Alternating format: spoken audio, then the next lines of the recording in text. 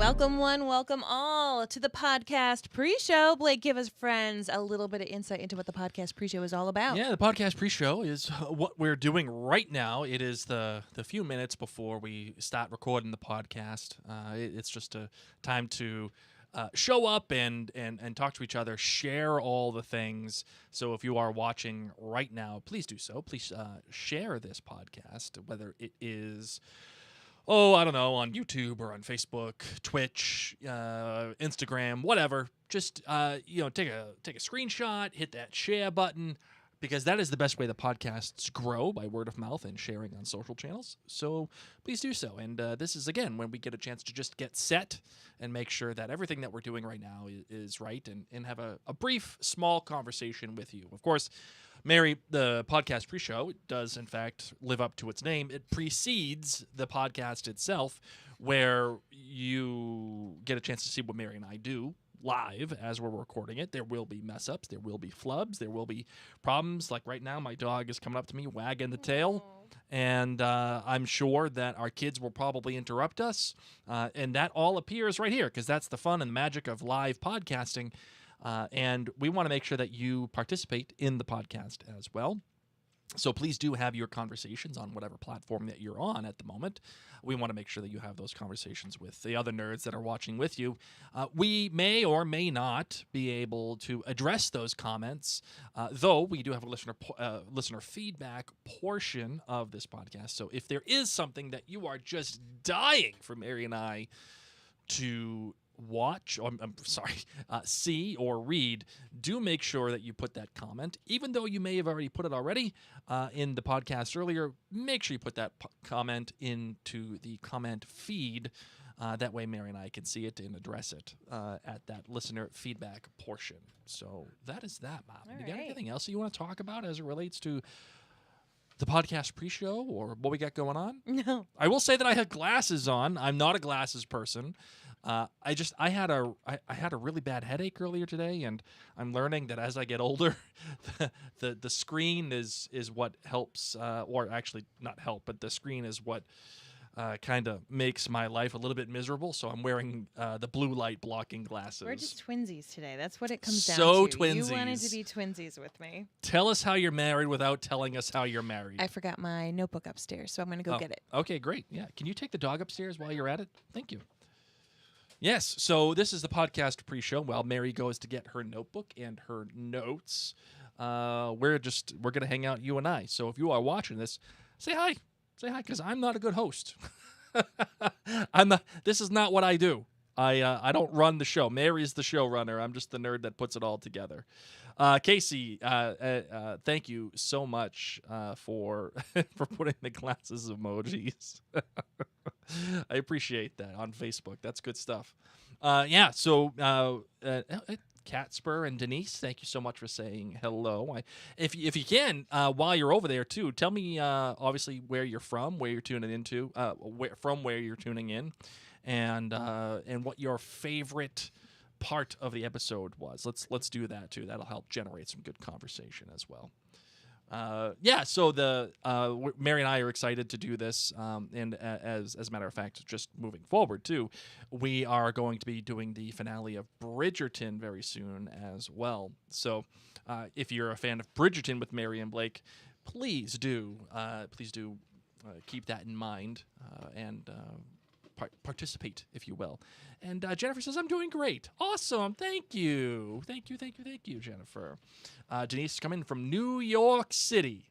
Awesome. Of all the places you could be in the world tonight, you're here with us in New York City. Casey, obviously, coming from Vermont. Michael says, Damon gave new meaning to Let's Get Weird this week. Oh, yeah. Man, I totally agree. Catspur from Iowa. Oh, is that heaven? Is that heaven? That's the real question. No, Iowa? It's Iowa. It's from Field of Dreams.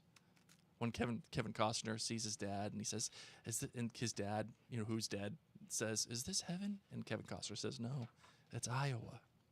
Oh. What would we do without you, Blake? Oh my goodness gracious. That is good stuff. Yeah, she says, yes, it is. It is heaven. All right, Marvin, are you ready to get her done? Yeah. All right, let's make a podcast, shall we? Mm-hmm. Oh, let's adjust my screen, though, because I don't have my controls, which is unacceptable. There we go. 10 seconds for... Room tone.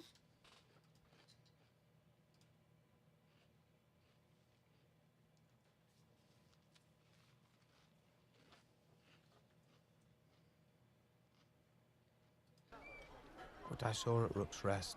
What? What did you see? Their armor melted. There were men walking, they were on fire. We have given the war to the dragons. The dragon rider should lead us. And what of justice? Of temperance, or is strength now to be our only god?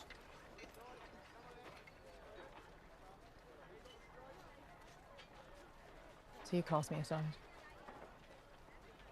Have I not spared you? What we must do now is terrible. Will you preside over it? Is this who you are, Alison? Did not ask to be spared.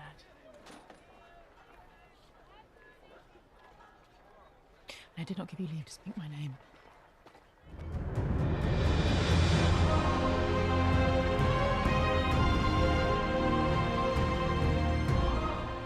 Live in the Minute with Mary studio from Providence, Rhode Island, welcome to the House of the Dragon with Mary and Blake. It's a podcast dedicated to the House of the Dragon on HBO, so sit back, relax, and let's talk about fire and blood.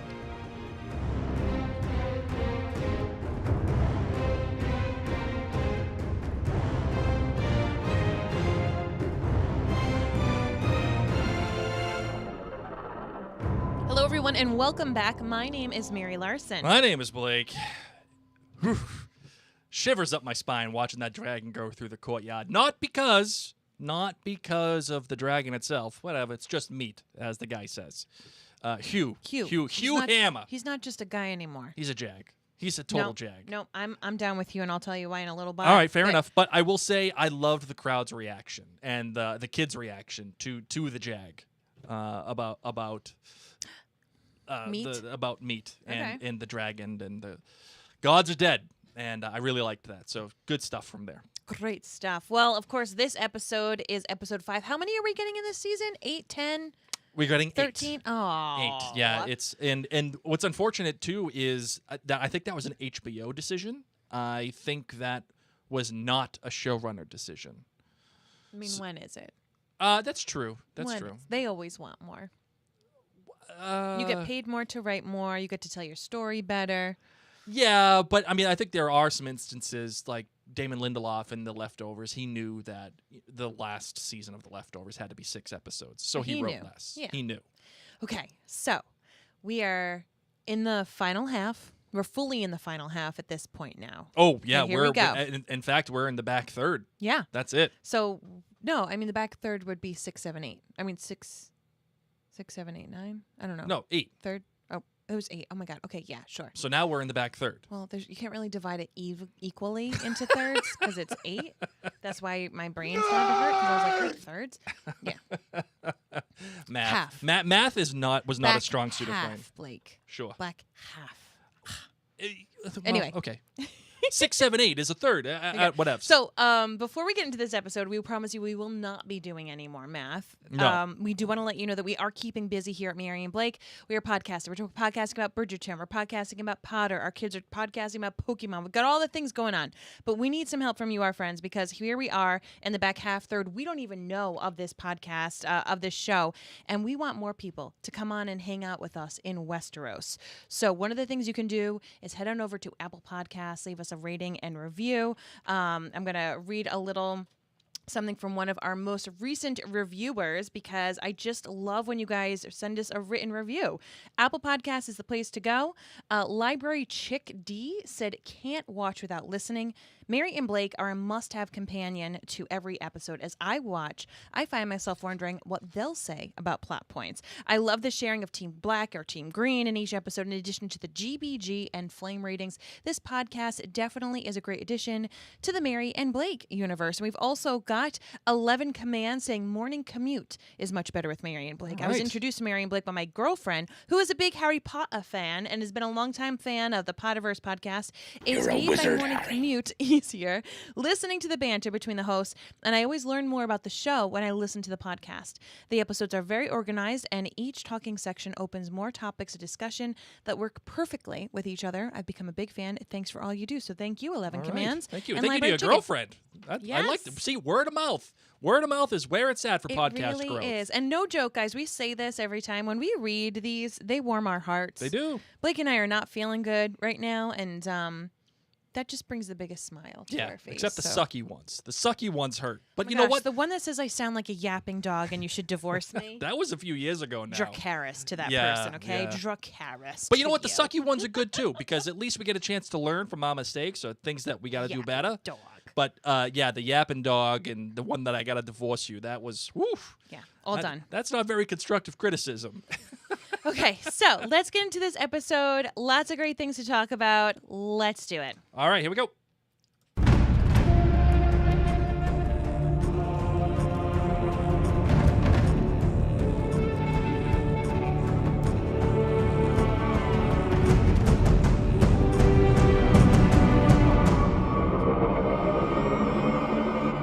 All right, Marvin, it is now time for the mini plot recap. What do you got? We open this episode like how so many of us felt, mourning Rhaenys' death and Melissa's death.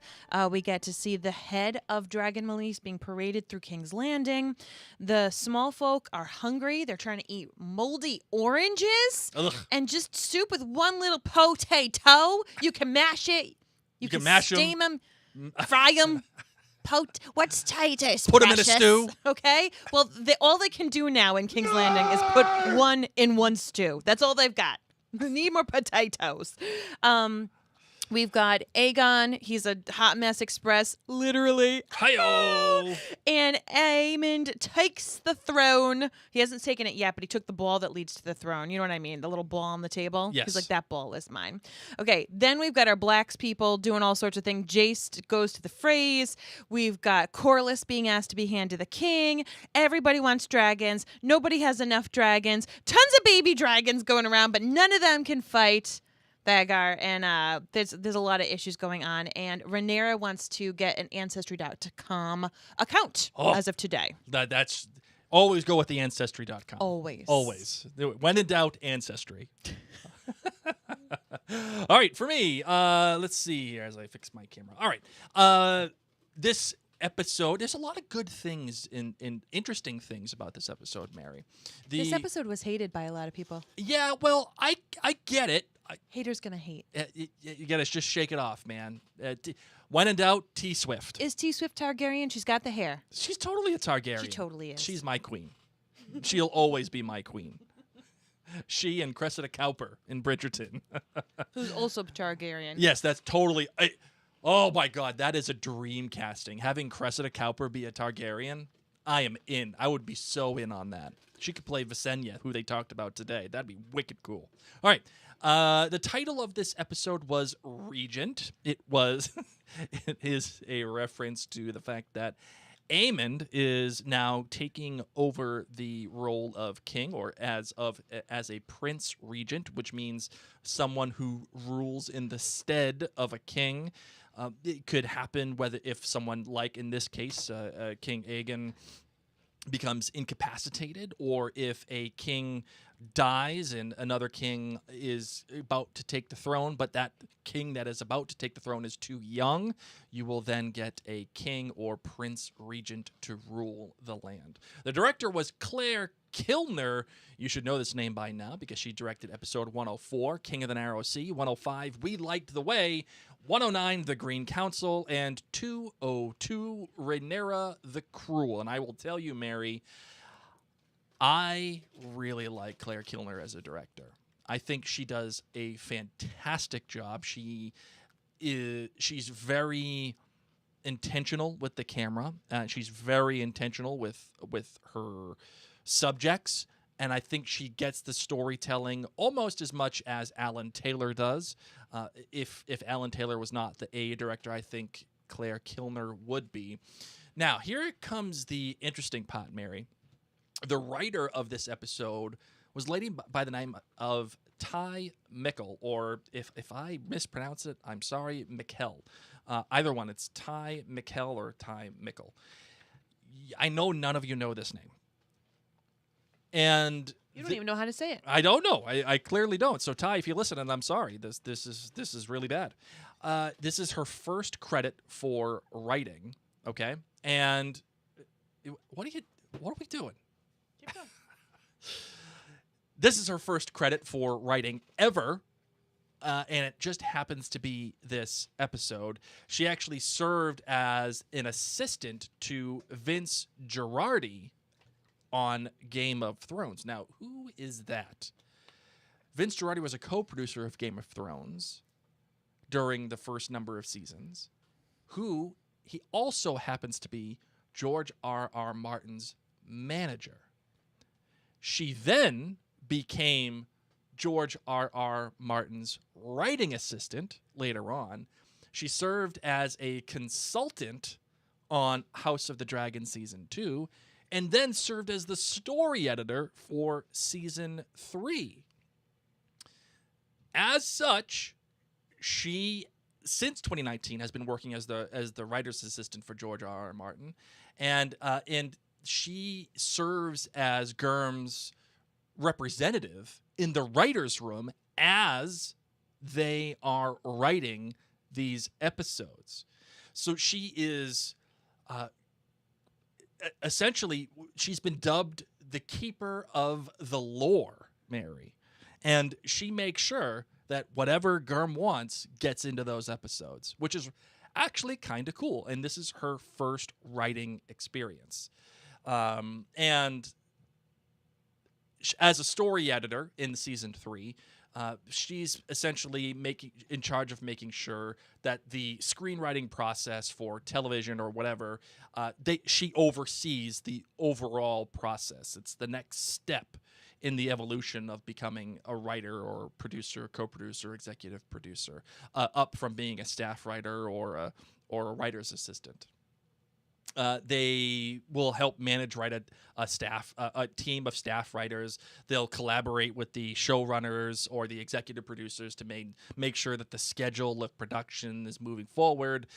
They'll often work as freelancers, and they'll make sure that the script is engaging. It has engaging storylines. It follows the Bible of what the show was trying to produce, and that it also they make sure that the plot moves forward. They can help direct constructive criticism to the writers, make sure that the screenwriting or the script writing is up to the par of what the showrunner deems appropriate.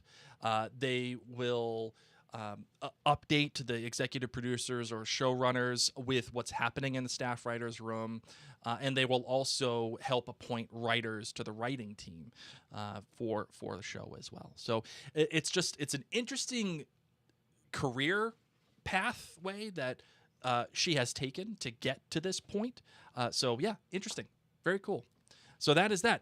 How many flames are you giving this episode, Mary? I'm going to wake up from all that. Oh, my goodness. You know, some people find it really interesting. A lot of people do. It's just interesting. I'm so happy for you that you have a place to share this. This is the kind of stuff I have Blake tell me when I get fall asleep. Blake, tell me what did you even call it? What? The last person you talked about at great length with, and you were like really proud of her. The lady? Oh, the story editor. Yeah. I'll be like, Blake, tell me again what a story editor is. What does a story editor do? Okay, good. Just out. Tell me about baseball in the 1980s.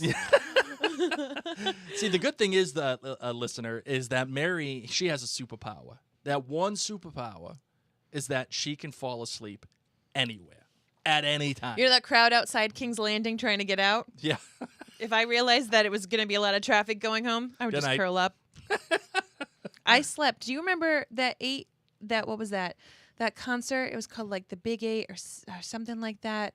But like all these musicians around the world came together to raise money for a cause, and it was like in 2003, 2004. Anyway, I don't remember. I went. Stevie Wonder was performing, and it was giant. I went in Philly, and there was like 1 million people on this one spot. It was like 1 million people concert. It was crazy. I'll figure it out. Hold on. And I went, and I got dehydrated halfway through. Finally found some water because I brought a lot of water. And anyway, I got tired. Live 8. I found a nice patch of trash that was kind of clean. It was more just like wrappers and things. And I took a nap on that. Oh. No, God, please, no. No way. No, I'm fine. I just need a little nap. No. So I took a nap on trash. No. I was technically an adult at that point. Oh, yep, my but God. I can sleep anywhere. Slept Anyway, on here we go. trash. So that is flame rating time. Flame rating is a 4.8, just slightly less than last week's. Okay. That's it. Okay. Yeah, I'm at a 4.55. It's not that I didn't like it. It's not that I was bored by it. It's that moment where you just kind of have to have a deep breath after the big thing, and you have to reset the board.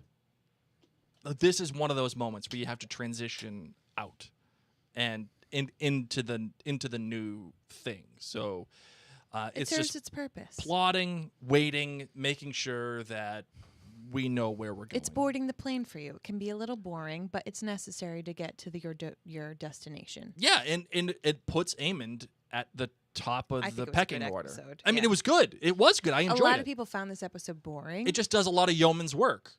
I'm here for it, though. So, it is what it is. All right, you're GBG. You're good. You're bad.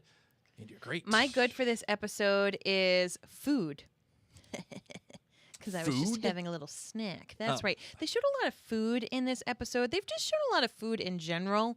I feel like, and they open with moldy oranges. They're handing out the potato stew. Mm-hmm. They're talking about meat. Boil them, mash them, stick them in a stew. There you go. Fry them up and eat them. And they talk about Melis's head being meat. We've talked about chickens being so expensive. So we're talking about all the small folk needing all this food. And yet we see Damon scoffing at the pounds of meat that he keeps getting from Simon. And Simon's like, it takes everything we can to keep some of the fires lit and to feed us, sir. And yet they're just giving him food upon food upon food. And I just feel like whenever we see anyone in the higher statures, they've just got limitless wine and they're always eating freely. Well, that's how it is. Without any qualms whatsoever of what it's like for everybody else. So I just think it's a really poors don't get a lot of get a lot of food. So I just think it's a really interesting thing that's something that is being pointed out visually for us, not only with people saying we're hungry, but we get to see them never be hungry. Sure. And then my bad is Corliss, who continues to bore me. We open with Corliss, hobbling over to a seat and it's being so sad. Bad for him. That's great. His beautiful tear, wonderful actor. I get it. I just don't like Corliss. Okay. What you were worth to me is you were Rhaenys' husband, and I understand that you have ships. I still don't see your value. Everyone keeps telling me that you've gone on grand adventures. Everyone keeps telling me you've done great things. All you do is pout, make babies, and treat people poorly. And so why do I need to open on you? And then you kind of poo-poo when you're offered to be the hand. Corliss, get out of here. Well, I don't blame him for that. But I love your take, Mary, that you're like, everyone keeps telling me what you've done. Yeah. You haven't shown me a damn thing. Earn your place to have this screen time. Yep. Earn the place to have this respect. Yep. Because right now you don't have it for me, and I'm about to meet your sons, and I don't care about them either. And if I just need to, Corliss needs to make some moves pretty soon for me. Well, let's time out respect in terms of the viewer, not the characters around him, because I feel like his deeds. Think of it like Bill Belichick, right? Bill Belichick didn't win a whole ton from 2018 to 2022. Yet he's still Bill Belichick. He didn't do a whole lot. But you still respected him because he's the guy. I mean, I don't necessarily respect him, but sure. But as a football guy, yeah, Not really. Okay. He bores me too. Wash your sweatshirt. Okay. My great. Rhaenyra and Jace, they're going to be Oprah. you get a dragon, and you get a dragon, and you get a dragon. Oh my God. I Everybody am gets a so dragon. excited. They were like, if only we knew our family trees. And right next to her is the library of ancestry.com. Yep. So excited about this. I'm pumped. I love that even though she was upset with Jace for running and doing things without her permission, she was able to be respectful with him. Mm-hmm. I love that he has, it's just such a different relationship compared to Alicent and her sons. So I just love that relationship, and I love that they're kind of giddy with this.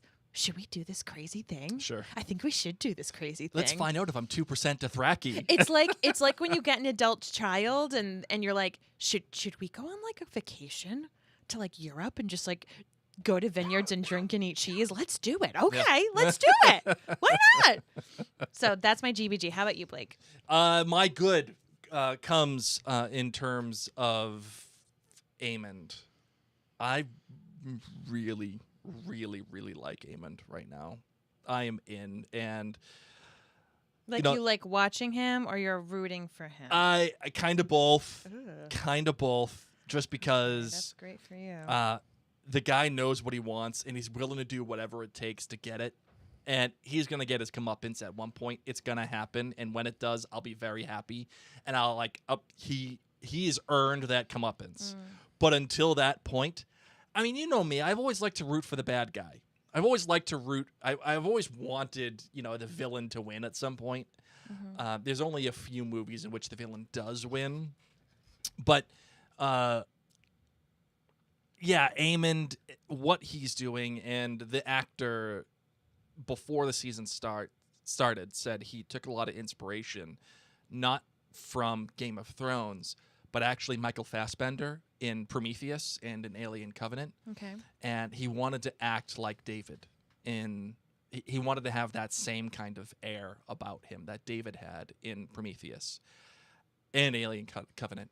And I got to tell you, kid's nailing it if he wants to be like David. I will say I heard an interview with him, and he was saying that he actually utilizes the scare tactics of like 80s horror films, like Yes. Michael Myers, where you don't need to be fast and you don't need to show a lot of emotion, that actually the slow stealth and just using your body to take up precedence can be equally as scary, especially if you're on the quieter side. So he did a lot of just researching those kind of horror movie villains, the quiet ones that were always there. Yeah. Awesome. Yeah. Like, it's really good stuff. And there's some more that I want to talk about as it relates to this. But yeah, I really liked that. And having him stand in front of the Iron Throne, he doesn't go sit on it. He just, it's just so moody and gothic the way that it was shot. He's standing in front of the thing. He's looking at it. There's that shot of him from behind looking at the throne. It's lightning and thunder and rain. It felt very Aemond, if you know what I mean. Yeah. And when you can say something like that, then you know you've written well and you've directed well. If it felt, think of any good character, like any really well written character. Han Solo. Han Solo sitting at the bar, or at the cantina, waiting for Greedo. Right? Like, or not waiting for him, but Greedo runs into him, and he's got his foot up onto the table and the gun underneath. That feels like Han Solo. And you get it. That's a well-written, well-directed character. And I got the same thing from Aemond in this scene. My bad. Your boy Hugh. I'm out on Hugh. Stop. I was out on him last week, but this week, no. Stop. Hugh is your bad? Yeah, I just don't care. Oh, my God. You ready? Still nothing Are interesting. you ready? Are you Sure, ready? I'm ready. What color is Hugh's hair? Yeah, I know. He's Okay. probably a Targaryen. Oh my I God. get it. But he would be one that I would care about. Yep. He wants to take care of his little girl. He's calling dragons meat. Mm-hmm. I understand. I get it. And what does he know how to build? Stuff. No. What?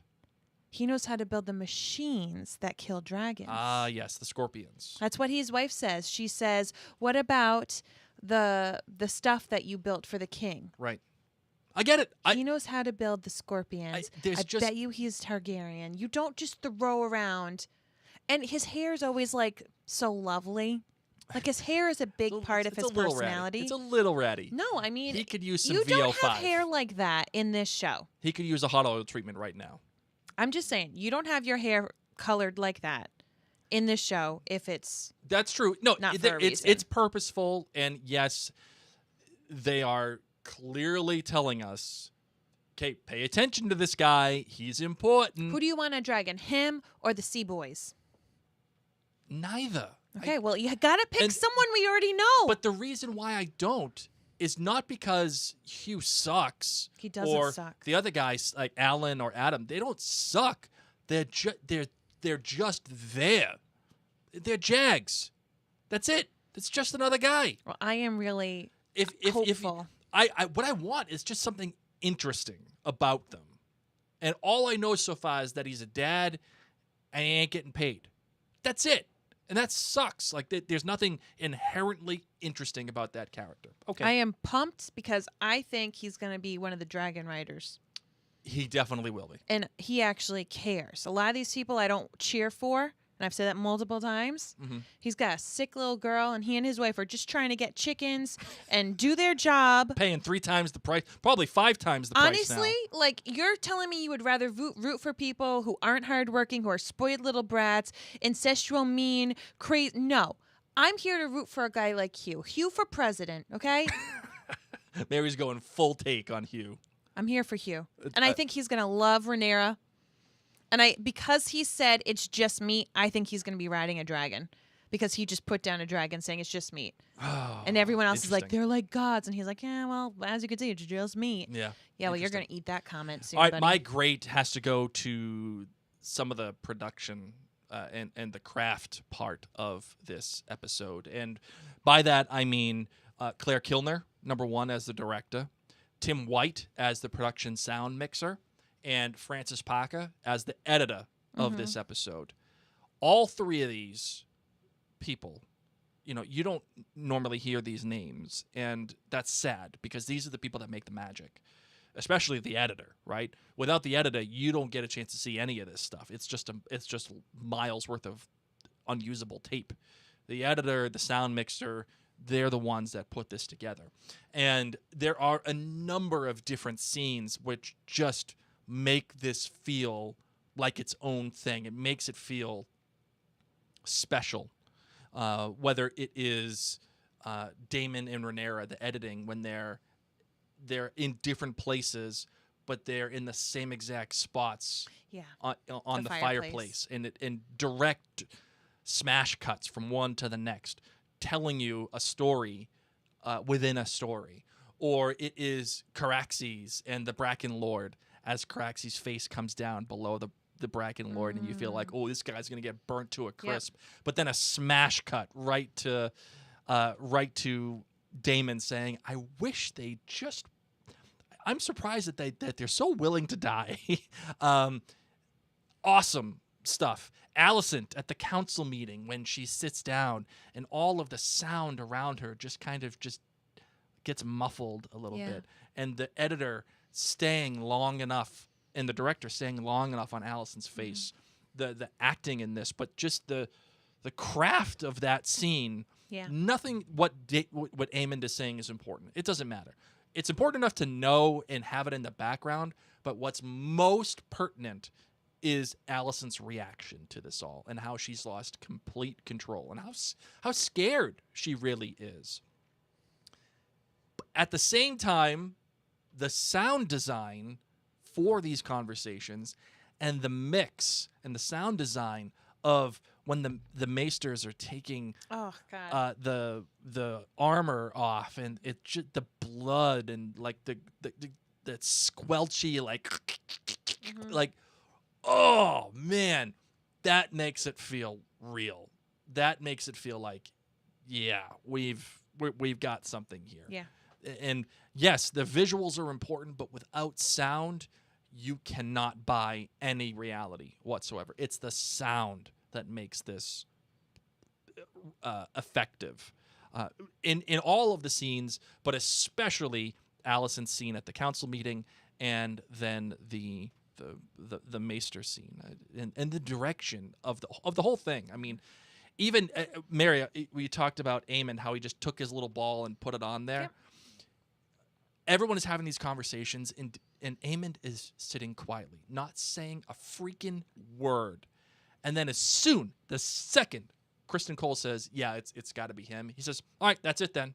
Takes the ball, just very casually picks it up, boom, puts it in the king space. All right, let's get to business. You can't get that scene is my favorite scene in the whole thing, and it is perfection. It's a story unto itself. Agreed. Perfect. All right, that's that. Great. Cool. Ready? It is now time for Team Green or Team Black, Mary. Friends watching live, we want to know if you're Team Green or Team Black this week. I did wear my color. Yes. Team Black. I am Team Black. I'm still Team Black. I think that they've got their ish together. Aside from Daemon, I'm casting Daemon out of Team Black for a little while because he's not really conversing with Rhaenyra. But between Rhaenyra and Jace, I'm a big fan. I'm just a big fan of them. I think they're more upstanding. Daemon definitely brings the Team Black down, but that's why I said he's kind of, in his own world. He wants to be his own Well, we king. need to talk about that too. Yeah, so I'm kind of temporarily kicking him off Team Black. So with Daemon off, I Oh am no, Team Black. you can't kick him off Team Black. He says he wants to be king. He wants to be his own team. He's Team Black. He He's should not be- Team Yellow. He's Team Red for his dragon. Anyway, Blake, Fair. you are wearing green. I'm wearing green, so I am Team Green. Though I'm not as green as I was last episode. Okay. You're murky. I'm in the green, grayish, black area at this moment. But I'm green. Mossy. I'm Team Moss. Yeah. That's where I am. Olive. Yes, olive. I'll grant you. Maybe like a forest green. That is green. Nah, that's more of a Kelly green. I'm more of a forest, mossy kind of green right Okay, now. still green. But regardless, Why? The reason why, well, number one is Aemond. I really like Aemond. Good for you. I love what he's done. I love how he's maneuvered this thing. I love how he just looks at his brother with absolutely no remorse. None. It's almost bordering on like evil for the sake of evil. And if we didn't have that moment when he did say, I do feel bad about what happened With Luke. to Luke, that was not good. Then I would definitely say, yeah, that's bad for sake of bad. It's almost there. But I really love what Daemon is doing. And I love what's happening with Alicent. She's trying to keep her hands around all of this thing, and she just can't. She's failing miserably. So I'm in green. Awesome. So, you know who else has Team Green, Team Black thoughts? It's Mary's dad. Here we go. I dare I say, the most well-loved segment of this podcast is Mary's dad. Hi, this is Mary's dad checking in on episode press pause. 5. Is he in the bathroom? No, but he's whispering. So he's got to be at work. He's in the bathroom at work. No, maybe. But let's be real. Like, he's whispering. So he doesn't want people to Yeah, I'm telling you, bathroom at work. He's in a stall. No, then it echoes. Maybe like Did in a you hear car. the echo? Leave my dad out of the bathroom. I'm just saying wherever he is, he's whispering. Okay? He's whispering and I love it. My dad is calling in whispering to give his feedback. Well done, Dad, for the dedication that wherever you are, you couldn't say it loud and proud. I know. All right. Listen to the echo and you tell me that He's going to be talking about like incestual, like he doesn't want to yell out to the world like, I love this episode. I know. People killing babies. and Damon banging his mom. Yeah, All no, right. okay. So let's All right. start over my dad. All right. Wherever you Listen are. to the echo and tell me that this isn't a Like, bathroom. stop it. Leave him be. Hi, this is Mary's dad checking in on episode 5. Big going-ons. Well, we know Aegon's alive, but he definitely doesn't have much Targaryen blood in him. He's all burnt to a crisp. And Rhaenys went through 2 dragon fires, Yeah. not one. She hardly had any soot on her. She had less than Santa has on Christmas Eve. My good thing is that Damon is increasingly losing touch with reality, either because of a spell at Heaven Hall or what the barn owl is doing to him. I'm not sure why, but he's definitely losing touch. My bad was that Eamon seems to be the only one who is in control, that things are going his way.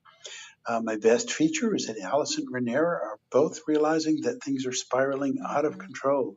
Neither one of them has the power to control their own destinies.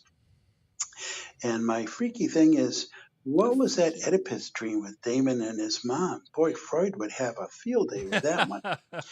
Anyway, that's it. I'm still solidly Team Black. Hope everybody's doing well. Take care. Good, bad, great, freaky.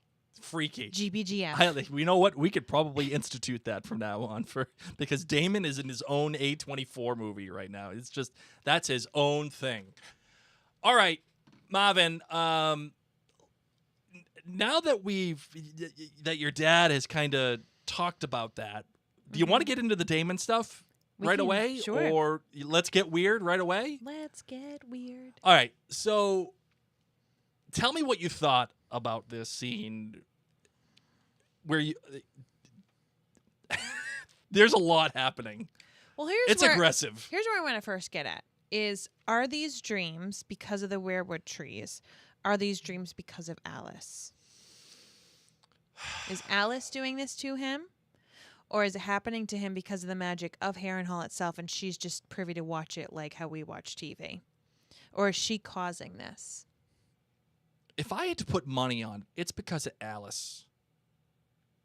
Like, all this stuff started happening, like, in earnest, around her.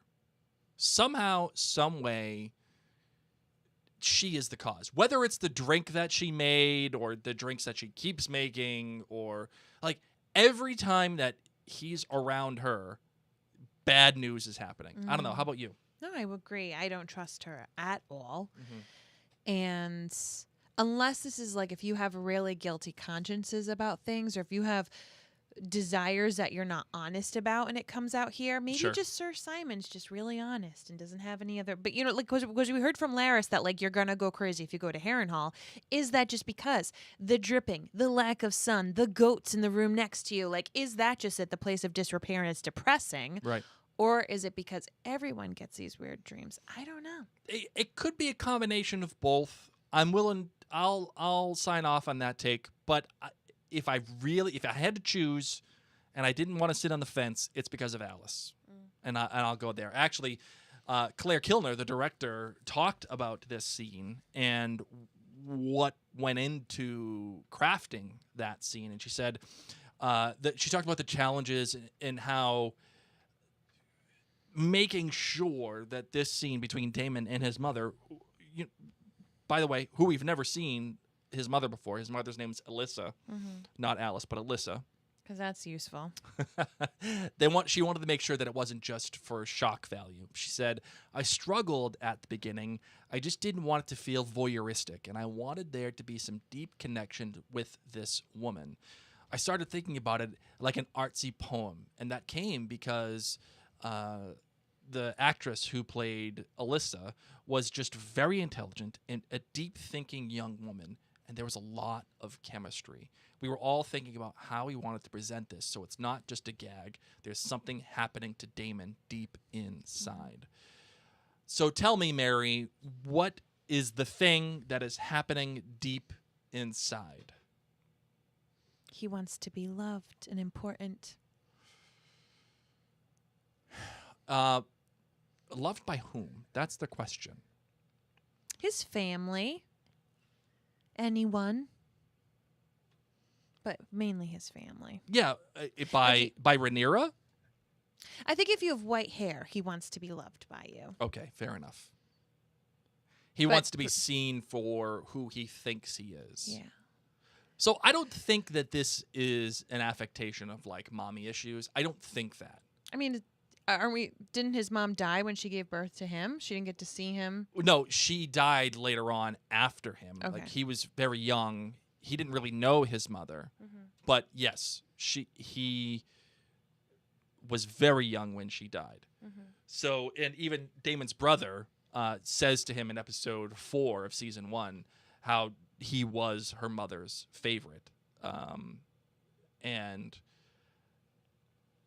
that he was bred for war and Viserys was bred for peace, and there's a rivalry there, and there does seem to be some insecurity as relates to Daemon and what that looks like with him. But to me, this isn't about like, oh, I love my mother, and like I don't think it's really Oedipal. I would say that it's more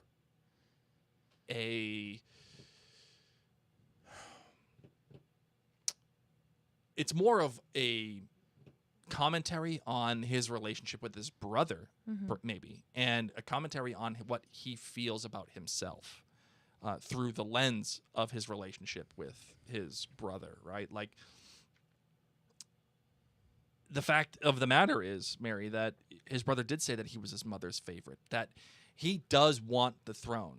He does want all these things, and that he believes his mother thinks that he was bred to be the king. It should not have been him. It should not have been Viserys as the firstborn. It should have been him. And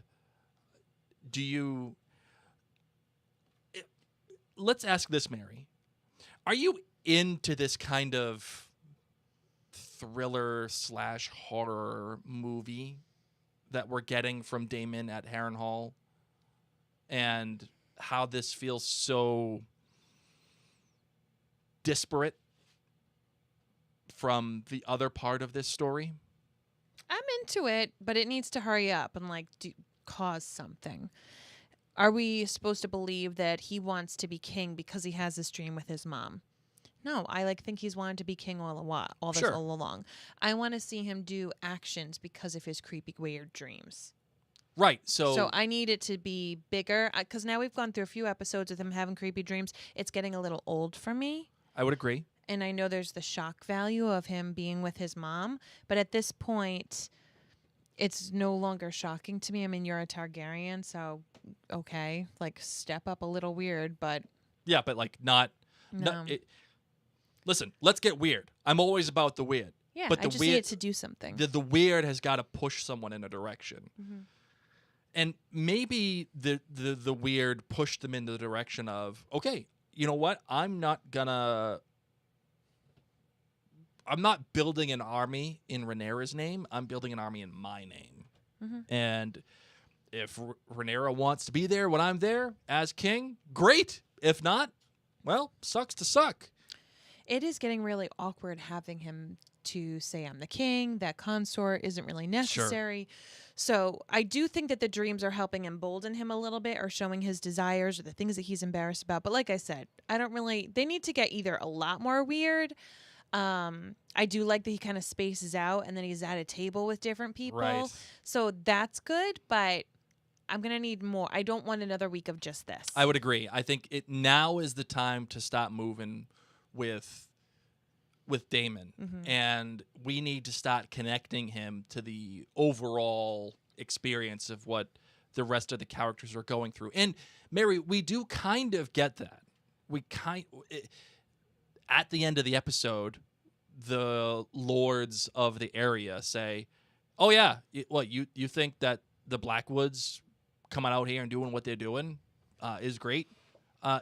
Let's just talk about the fact that they left the Targaryen sigils behind after all their raiding and pillaging, which he told them not to do. And so we know who's doing all of this, and we're never going to raise our banners for you or for a tyrant."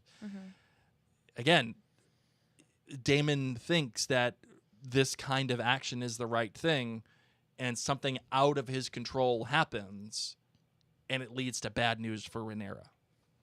This is the second time now.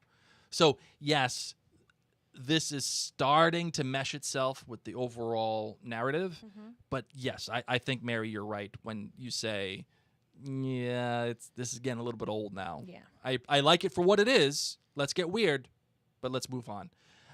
Elizabeth Heinz says on Facebook, she says, the biggest shock would be if Alice isn't even real.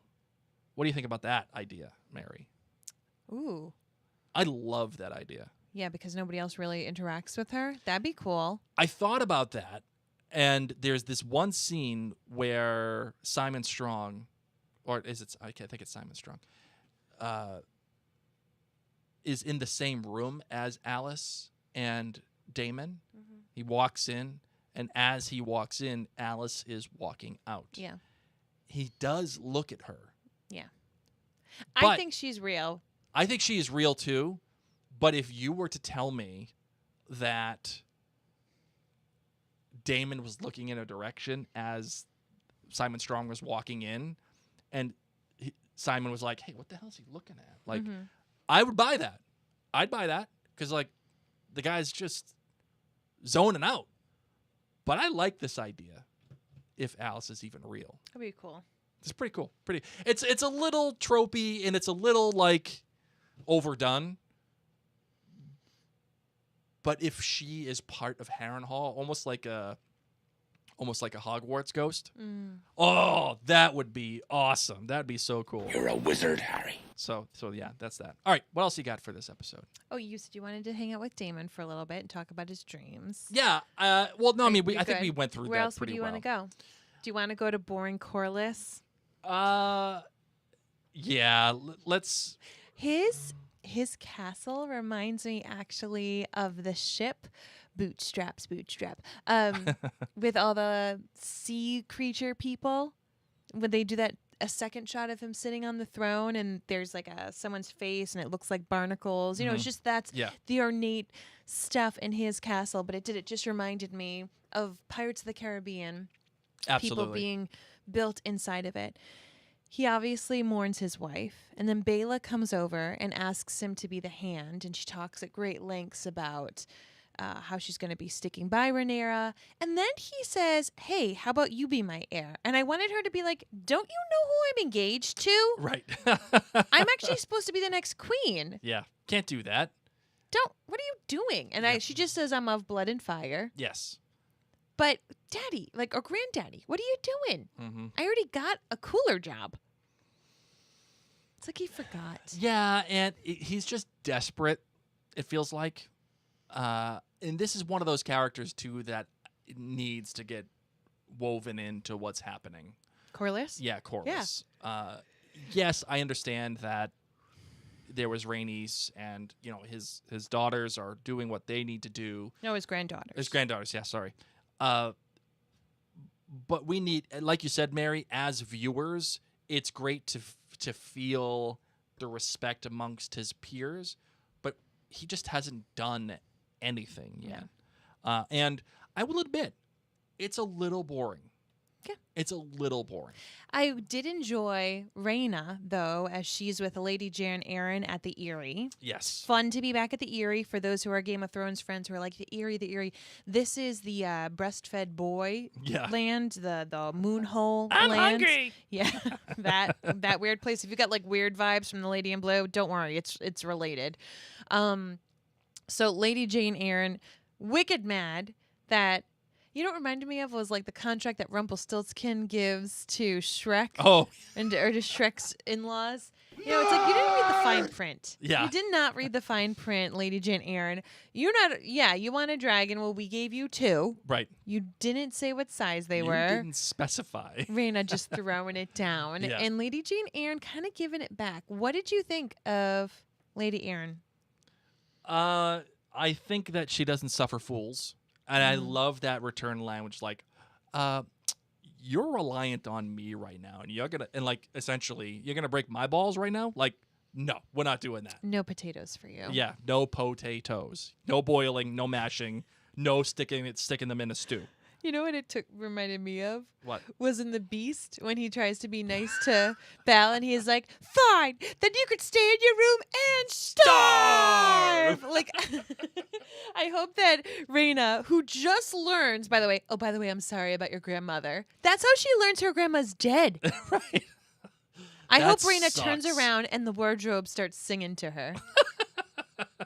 You're here with babies. guest. Guest. Everyone's going to want to go to the Erie. I will say They've got the best summertime theater.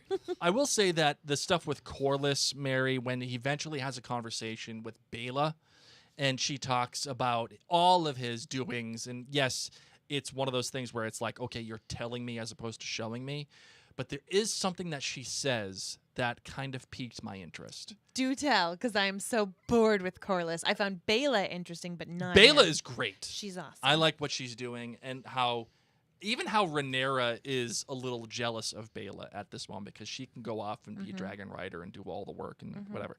But Bela says, you did all these things amidst these halls, right, that were once hustling and bustling, and it kind of reminds me of my dad a little bit, where he had this large, vibrant family in this large, vibrant home.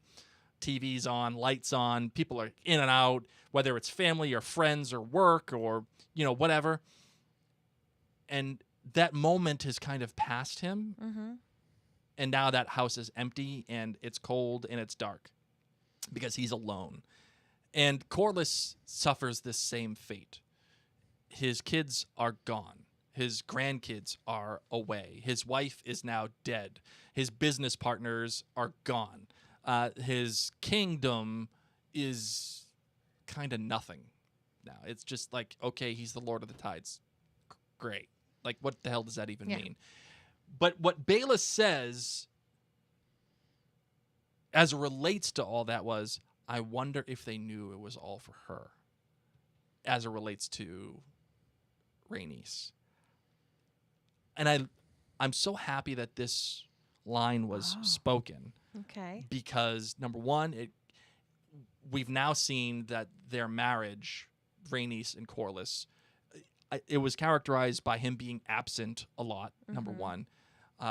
Clearly was not very loyal, right? Yeah. He's got a couple of kids running around there that Rhaenys knew about. But despite all of that, he still did it to kind of for her and impress her. Or is that the story Bela just believes? Is that the story she's been told? Because I got to tell you, Corliss hasn't shown me that he did all this to impress Rhaenys. Rhaenys has actually told us differently, that he's often been wanting to go away, that he's very selfish, that he doesn't want to do different things.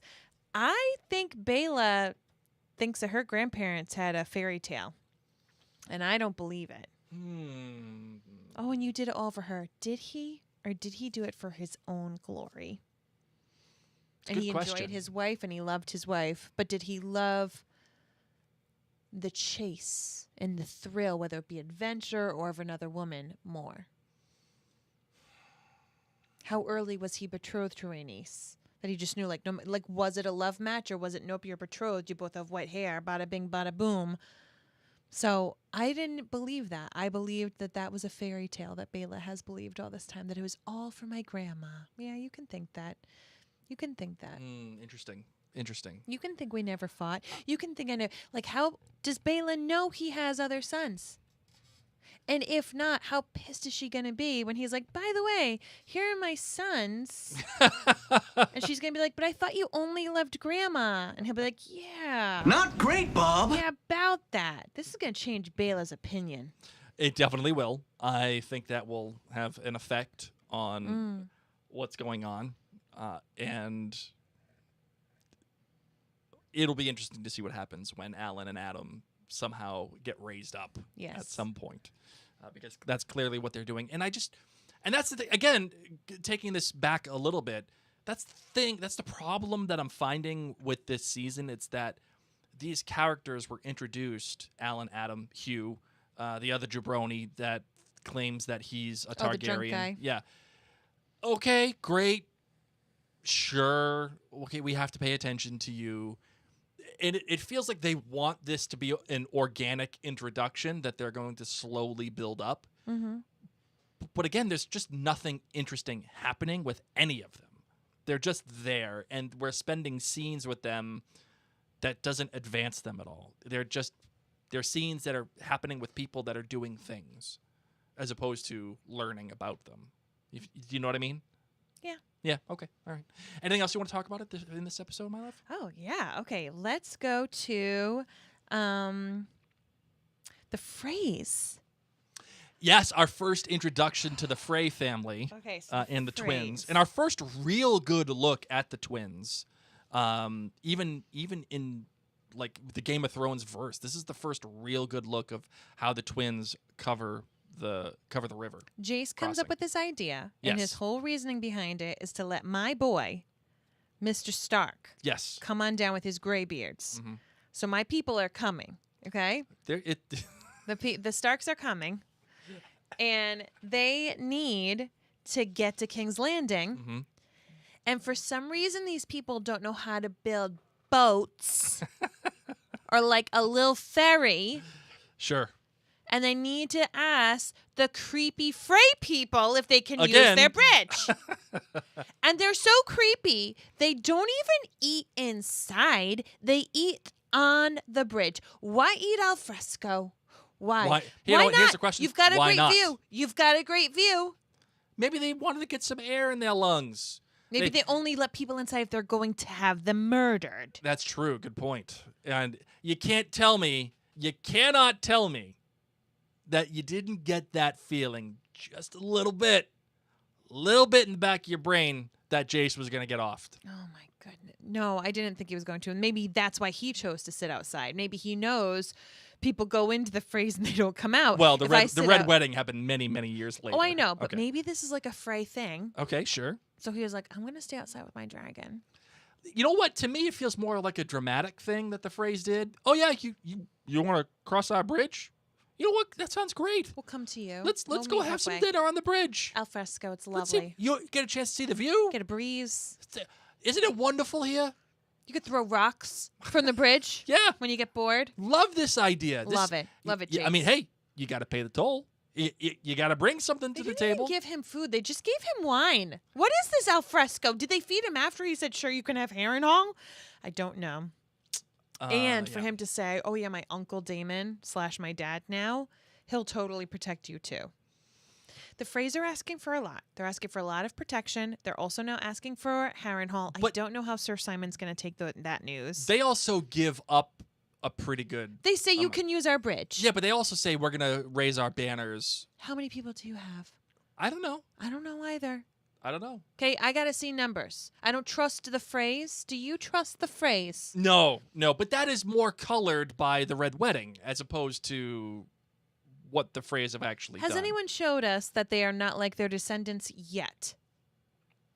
Or have But they we all haven't seen showed enough. us? We haven't seen enough. Yeah, you haven't seen enough, but we have a season and a half. I feel like everyone has been true to their colors. The Starks, yeah. Yeah. The Lannisters, Yeah. I would say so for the most part. Mm-hmm. Targaryens, definitely. Yeah.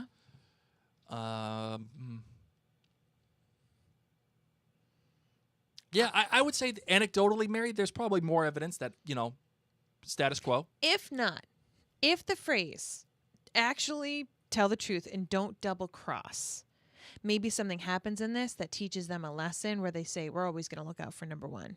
Ooh, I Maybe love this idea. show is what turns the phrase into The phrase. the phrase. I love that idea. Yeah. Like, oh, Jace told us we could have Harrenhal and that Daemon's dragon's going to protect us, and then watch them not get Harrenhal. Yeah, that would be freaking awesome. I love that. Okay, yep. You know what? You use the bridge. I get it. Shame on me. No disrespect. Little bit of disrespect. Oh, another thing I wrote down. They were moldy oranges, Yes. and yet Kristen Cole is just using lemons. oh yeah, just to for clean the cleaning. sword. Yeah. Here we go. And they're not moldy. Oh, I like that. Good Not take. nothing. So that's what I'm saying. Like, there's definite food and drink shown throughout for the wealthier people. Elinda.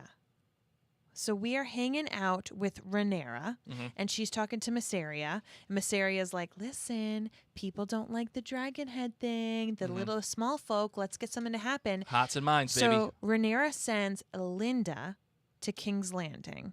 Yes. This is, and we know because they actually like use this lady's name, Yes. and she knew one of the guards, and She goes to speak to somebody.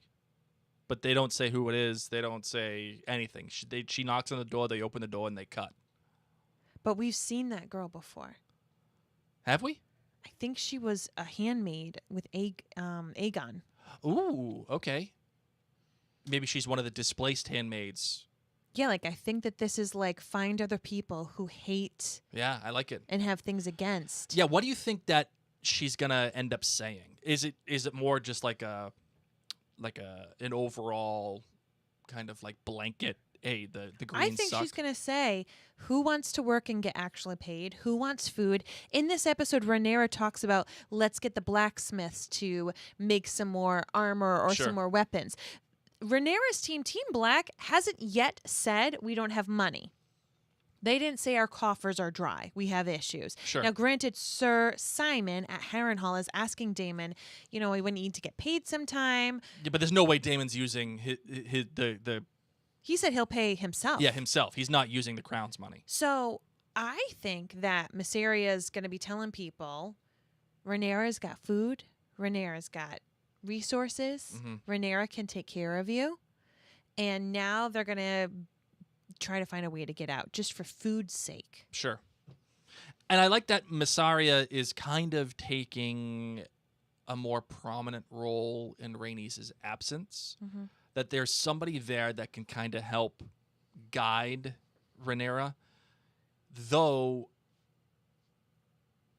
even though Mysaria kind of owes Rhaenyra her life, I don't trust that woman at all. Like something feels off about it all. Like that, I don't get the what's his name? I don't know. The eunuch. What the heck's his name in Game of Thrones? Oh, sorry, I'm in a very different world, but we'll just say the eunuch. Yeah, I gotta look this up now. It's But gonna you're bother- not. You're not. But I worried- don't get for the good of the realm. Varys. Oh. I don't get Varys vibes from her. I get very selfish vibes from her. Oh, I don't. You don't? I think I trust her right now. As long as Rhaenyra doesn't do crazy stuff and like actually kill babies and stuff, I think Mysaria is going to stick with her. As long as Rhaenyra stays true to who Rhaenyra is. Because once again, and then at the gates they were screaming, "We want meat, we want meat." Right. I really think that food is going to play a bigger role Probably, yeah. in this getting people to come to their side. Caitlin here on YouTube says that the girl that she goes to see is the girl that Alicent helped after Aegon Yes. had his way with her. Yes. Okay. All right. Yes, Fair enough. thought she was familiar. One thing that Aemond does, the only thing Aemond does that's good, Cut the rat catchers cuts down. the rat catchers down. Yeah. Oh, and the dog. That is the most loyal person in Oh this my entire show. Goodness gracious. Is the darn dog. Oh my God. He needs a medal. Cole then talks with Alicent about Rook's Rest. Yes. And Alicent is complaining, like, why are you not with me? Is it only for nighttime? Wink, wink, nudge, nudge. And he says to her, I just spared you. Right. Because, girl, I saw some bad stuff. Yeah. You want to get out of here. Yeah, and not only that, but like, do you have it in you to do what we did? Yeah. Like to do the thing that, like, what we're gonna do. He even says it. What we're gonna do is terrible. I quite liked this scene, which is why I played it at the top of the episode, because we've all talked about how Kristen Cole is the hashtag worst, and he still is hashtag worst. Oh, yeah. But at least we get a little bit of a humanizing effect from this scene. Yes. When he just says, what I saw was horrible. Did he do it to spare Alicent for real? Or did he do it because he just wants to win and he knows Aemon? Or is it both? There's part of me that thinks he did it because he saw what Aemon was about to do to Aegon.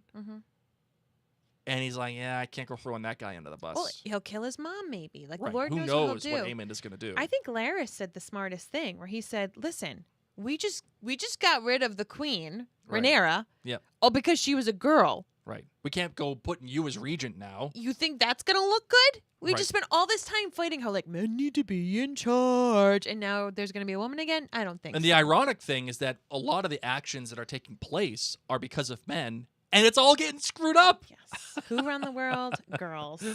Yeah, I really liked that conversation because I think there's a lot of layers to it. Did he want to spare Alicent? Yeah, I think so. I do believe that. I do believe that he has feelings for Alicent.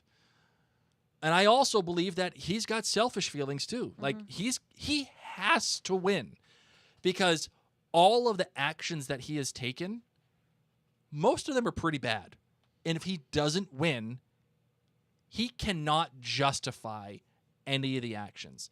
He cannot justify being the kid that grew up from nothing all the way going to being the hand, and he's done all this horrible crap, and if he loses in any way, it all means nothing, and it doesn't justify what he's done.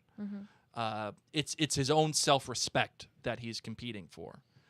So yeah, Cool. I think there's a number of things that play into that decision. Very cool. All right, anything else you want to talk about in this episode, my love? No. All right, you ready to get to the small council? Yes. Let's do it. His Grace has many cares. He entrusts some small matters to us that we might lighten the load. We are the lords of small matters here. All right, so if you are watching live as we record, please do put your thoughts and your comments into the chat as we discuss. I will start with one here from Michael on Facebook. He says, Varys believed that the good of the realm was achieved by wielding the people in power. I think Mysaria's view of the good of the realm is less attached to the status quo. Interesting take. I like that take a lot. I still get the sense that Varys did what he needed to do because he truly believed in the realm. Mysaria feels like she's angry, and she's angry at the Greens. So whatever that is, she's going to be on that. So that's why I think there's a small difference. Okay. Now, we'll go to the jointhenerdclan.com. Of course, if you want your feedback to be read on the podcast, please go to become a member at jointhenerdclan.com. It's more likely to be read, yes. More likely, that's where the priority goes to.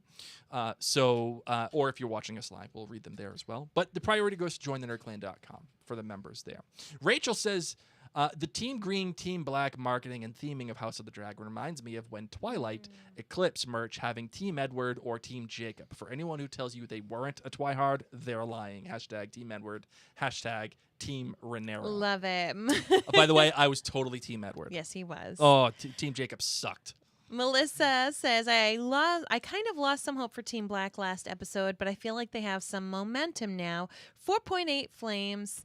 Her good. Rhaenyra taking Corlys to be her hand. I think this is a good move. He seems smart and level-headed like Rhaenys, and I think he brings a certain presence to the small council that will be respected. I like that. Her bad Sir Criston Cole parading Melys around town.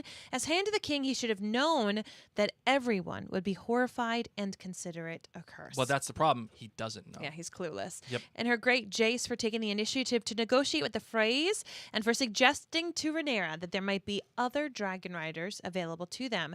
This is what gives me the most hope for Team Black and where I think Ulf and Ellen may come into play. And how about Hugh? He has that blonde hair. I've been wondering why he's featured so much in the storyline. I'm right there with you, Melissa. Yeah, I'd like that. It's not necessarily a cliffhanger. It is not a gotcha moment. It's just this realization oh yeah, by the way, we got these other dragons just hanging out below us. Yeah, you don't have to be a Targaryen, but you gotta have the blood. And to me, that feels natural. That feels like something that would happen in the real world. Oh my God, I didn't even think about that. Yeah. Let's do this. I like that a lot. All right, our studio says, brief observations this week. In the land of the blind, the one-eyed man is king. Ooh, I like that. Other than that, I am very confused with the small folk. Is there enough time for us to care? Props to the makeup department for poor Aegon and poor Meleese. The worst, Rhaenyra and Alicent being underestimated by the men advising them. Yes. 4.5 flames. Those men stink. Marine says, this felt like a transitional episode, so I will give it a 4.5. My good was that gorgeous shot of Lord Bracken trotting away from Daemon with Caraxes on his tail. That could have gone all barbecue right there, but it didn't. And the shot of the blurry dragon was great. Her bad is Harrenhal. Just F this place and the visions it gives to the literal mother F that is Daemon Targaryen. Pardon my French, but ew, Daemon, ew. And then my great is Alicent, literally boiling with rage during that council meeting, and the sound design around her breathing during that whole scene is where she's internally screaming. Oh, I love that scene. That's another one of my favorite scenes. It was so good. Caitlin Spencer says 4.3 flames. Not too much action, but maybe we needed that after last week. Her good was Jace doing more for Queen Rhaenyra this episode than Daemon has done all season. Her bad, Daemon basically saying, I'm raising an army for me. I want to be king, and he's going to be Team Black's undoing. I can feel it. And her great, Alicent really realizing this episode she messed up. And messed up big. First son is all burnt to a crisp like Anakin on Mustafar. Second son clearly psycho and now in charge, and then basically being dumped by Krispy Kreme. Imagine should have been backed. Maybe she should have. Sorry, maybe she should have been backed. Your friend and trust she would let you live out your days with your kids. Yeah, bananas. Interestingly enough, so when we saw Princess, the queen who was not Rhaenys, fall. She was blown to smithereens by Dragonfire of Vhagar, just like... No, Rhaenys was not blown to smithereens by Vhagar. She fell, and then her Meleese blew Vhagar up. Blew fire on Aegon and Rhaenys. Yes, and Rhaenys didn't get hurt. Yeah. Okay. Sorry. Whereas Aegon does get burned. Now, granted, he's wearing Valyrian steel, so that helps protect him a little bit, but it kind of brings you back to Daenerys, when Daenerys was like, true Targaryens don't burn. Correct. And so part of me wonders when we see Rhaenys falling, we do see a little char of her, but we don't necessarily see... It's more like soot. Yes. It's not charring. So I wonder either she wasn't hit really by the flame, like she was protected somehow by her dragon, or if this is because she really was like that true Targaryen that doesn't get burned by flames. Right. Whereas how interesting that Aegon is. Right. So I don't know. I thought that was pretty neat. Yep, absolutely. And King Cash here on Facebook says, YouTube. Oh, sorry, yeah, YouTube. If only Daemon told them that they had dragons last season. Oh, wait, he did. Meaning the dragons underneath Dragonstone. He's like, we have more. Yeah, let's go use them. Fair point, King Cash. I appreciate that. Ava says, hey, Mary and Blake, it's Ava from Everett. Hello. All right. Where is my... How far away is Everett from here? Your cousin from Boston. It's about an hour and a half. About an hour and a half, Okay. maybe a little bit more. Ava from Everett, even though Regent felt like regrouping after 2 big episodes, I still liked it. 4.6 flames. My good, Jace. I sense a little shift in Jace's character. Maybe there's more to him than we thought. He defies Rhaenyra while remaining loyal to her. He challenges her respectfully. He comes to her with new ideas. The last scene of the episode shows him grow into something more than a son. Ew, not like Daemon, though. He's a counselor and a confidant to his mother and queen. He also has a strong affinity with the North. Oh, be still my heart. Will we get an early Targaryen-Stark romance? Oh my God. Will this trick Rhaenyra into thinking He's Jace betrothed. is the prince that was promised? Ooh, I like that. All aboard the Jace and Team Black train. Can't wait to have all my hopes and dreams utterly crushed. Aww. My bad. All the river people and river places. If one more character says, the key to this war is controlling the riverlands, I may turn it into a drinking game. I think you should. I didn't care about the Tullys in Game of Thrones, and I don't care about them now. Amen. My great, the council scene with Alicent, of course. I love that she thought it'd be different for her. Women can't rule Westeros. Women can't lead men during wartime, but I can. I'm different. They'll follow me. But they don't. They each betray her one by one, and she has to literally sit with that. How many times have our ideas been regurgitated to us at the boardroom or dining room table as women? How many times have we been talked over, through, around, and about while we're sitting right there? House of the Dragon is a show about women, and Claire Kilner nailed it with that scene. Ava, Absolutely.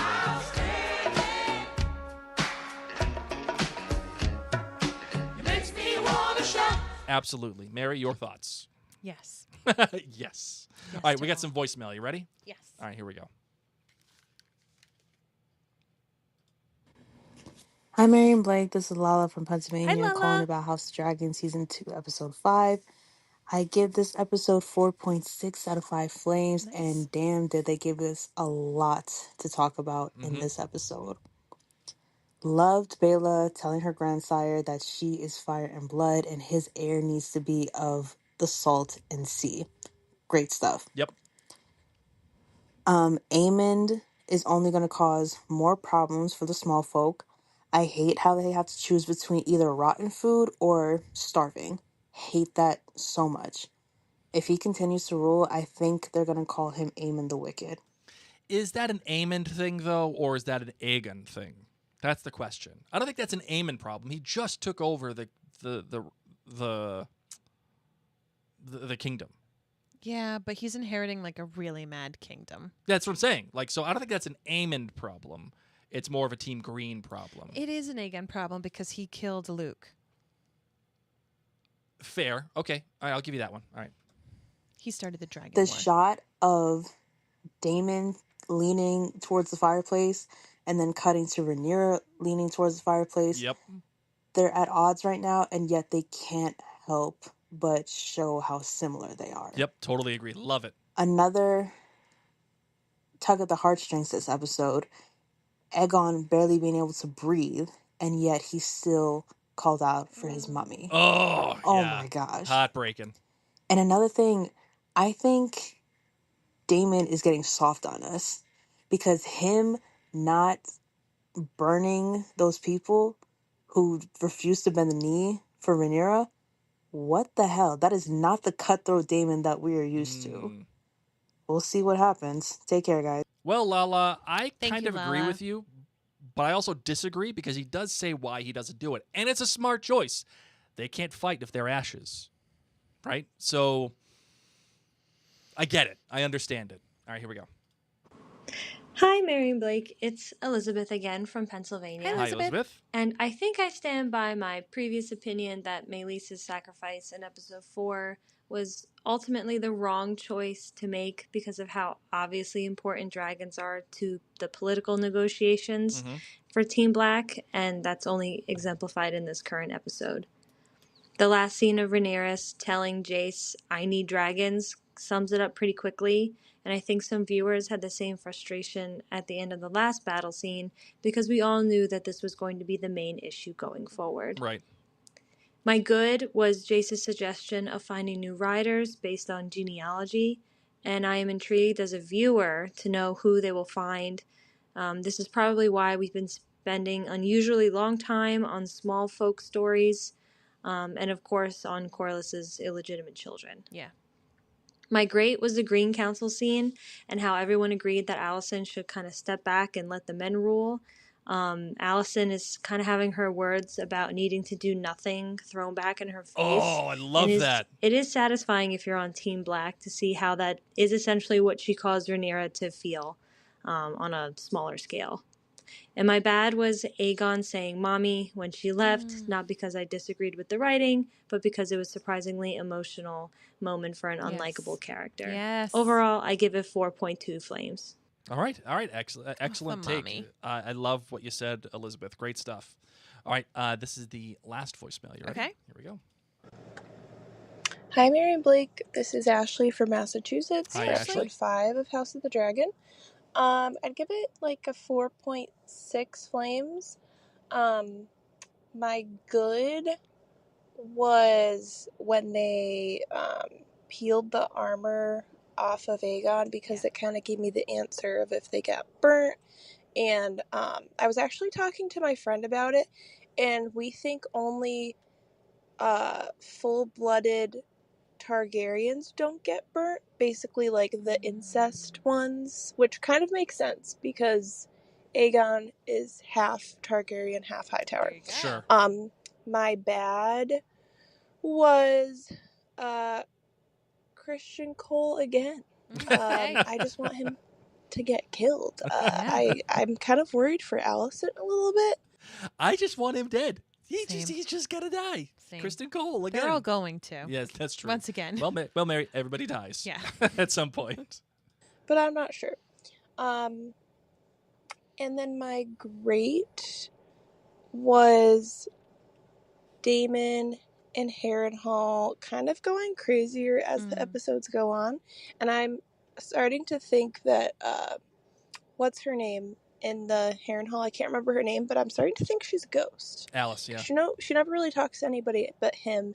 And I think my time's up. Thank you. Aww. So efficient. I like that. Good job. She knows the rules. She knows the commandments. That's how it goes. All right, Mom, and that's it. Let's close this bad boy out. Don't we have like a prediction? Oh, yes, that's right. All right, well, you know what? I finally have one. All right, let's get to your prediction. Do you not have one? You don't. Good thing I do. Do you know what it is? I didn't even think about it. I was more You're too focused wearing glasses this episode. All right, go ahead. Okay. What's your prediction? You should pray you never meet him. Who should you pray you never should meet? Who says that? I don't remember you the should context. pray you never meet him in this episode. I don't remember the context. Damon says that. To Alice about who? I don't know. Amond. Oh, okay. Yeah. So he says what does you that should tell pray you? you never meet him. Okay. And he says like, oh, this guy's now in charge. She's going to meet him.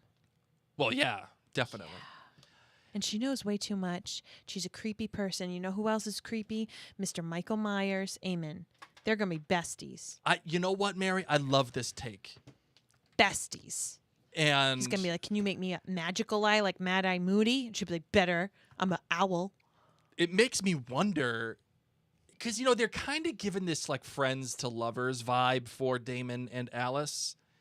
And it makes me wonder if she is what she says she is, like a witch. She's a witch. Barn then owl. Who's to say that she doesn't see the future, or she doesn't get vibes of the future, right?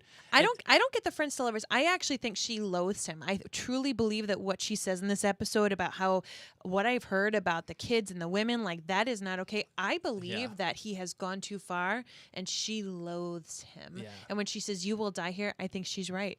Yep. I agree with you. But I think she's gonna meet Amon. Oh, that's another thing too that I really liked. How Damon can kind of hear the screams and everything as well. It's another sound design moment, or at least a mixing moment.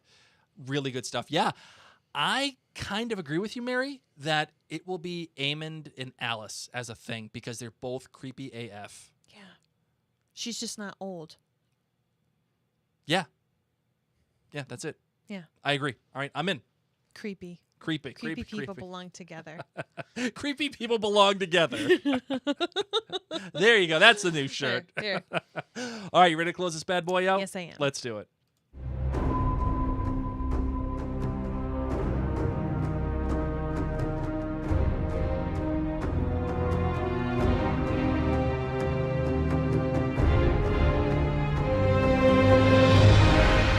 Thank you all so incredibly much for tuning on in. As I said in the beginning of the episode, if you have not yet written us a review, even recently, maybe you wrote one last year, if you wanted to write us a new review in Apple Podcasts, it is the best place to write a review to let other people learn about this podcast. It helps with the algorithm so it gets seen easier.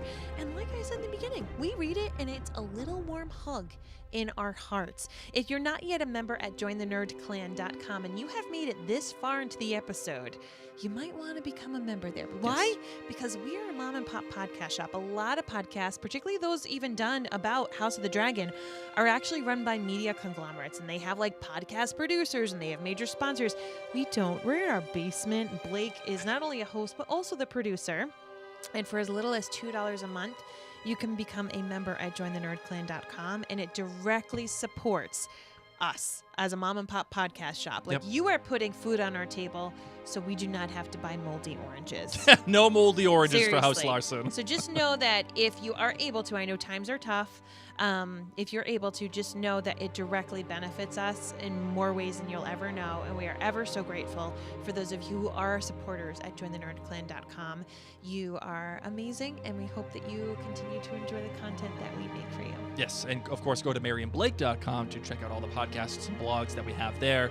We have a number of different ideas and shows and things that cover a pretty wide spectrum of entertainment, if you will, whether it is for Bridgerton or Harry Potter or The Leftovers or Gilmore Girls or This Is Us, Game of Thrones, House of the Dragon, Marvel, it's all over the place. So I'm sure we got something for you at MarianBlake.com. If you want to be alerted to when we go live, you can do that. If you're in the U.S., you simply are going to text the phone number 401-281-5551, and you're going to send the word dragon. I get the text. It's me. I respond back to you. For our international listeners.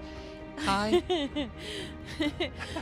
For our international listeners, I do have another option. It's a little bit more complicated, though, but the easiest thing you can do is go to MarianBlake.com and sign up to get our emails. And then that way I can let you know when we're doing that. All right, fair enough. Anything else? That is it. All right, folks. My name is Mary. My name is Blake. Dark Harris. And creepy people belong together. Thanks.